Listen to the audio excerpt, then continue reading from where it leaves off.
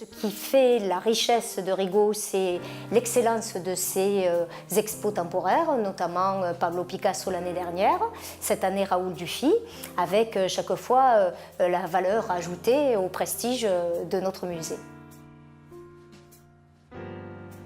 Souvent, l'art, on le met dans une catégorie comme ça, où il faut avoir une culture, etc. Mais c'est aussi quelque chose de très simple, où en fait on aime, on n'aime pas, et où il faut justement savoir assumer ses envies en fait, et ses désirs en art. Vous voyez, et on peut tout aimer, ou je veux dire, il n'y a pas un diktat.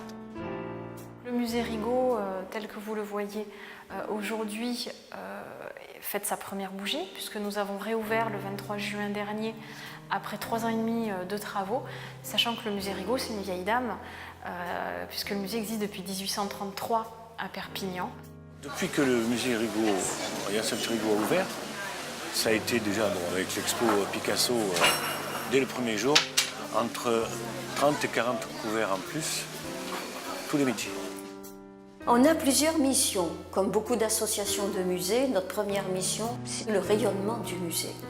Une très forte action, c'est l'enrichissement des collections du musée. Et nous avons pensé aussi à la jeune création.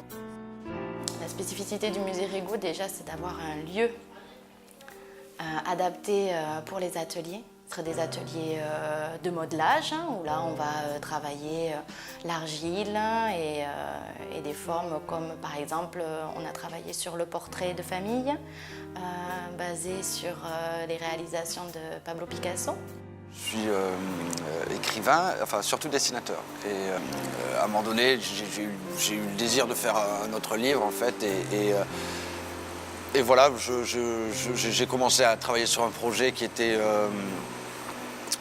devenu une frise en fait, de 25 mètres en fait, et qui a été adapté, qui est accompagné d'un texte au sein d'un livre accordéon qu'on appelle un Loporello. Un peu avant la parution, Michel Pinel, qui est le délégué à la culture, m'a proposé d'exposer au moment de la sortie une bonne partie des dessins en fait. Je suis le professeur documentaliste du collège Jean Massé et je suis aussi le référent culture du collège.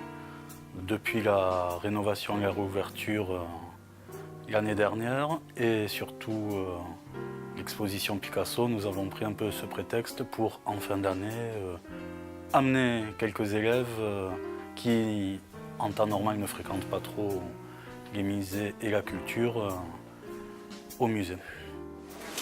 Le grand avantage du musée, c'est qu'il est ouvert le dimanche. Ça, personne n'avait fait ça ici.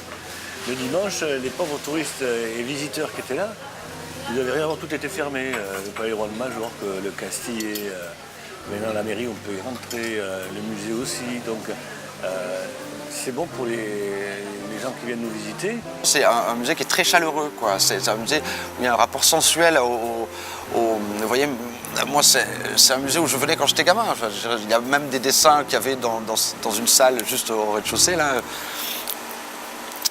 qui ont influencé mon travail d'aujourd'hui, vous voyez.